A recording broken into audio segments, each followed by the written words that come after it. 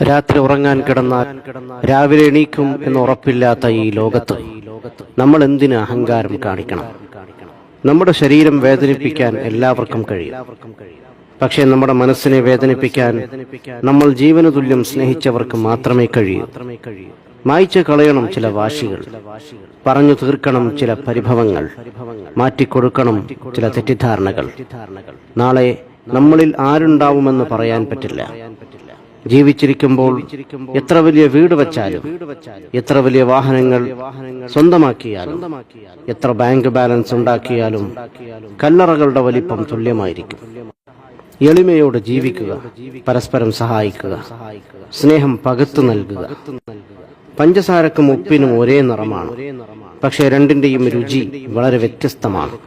അതുപോലെയാണ് ചില സുഹൃത്ത് ബന്ധങ്ങളും. സ്നേഹിക്കാനൊരു മനസ്സുണ്ടെങ്കിൽ പിന്നെ കുറവുകൾ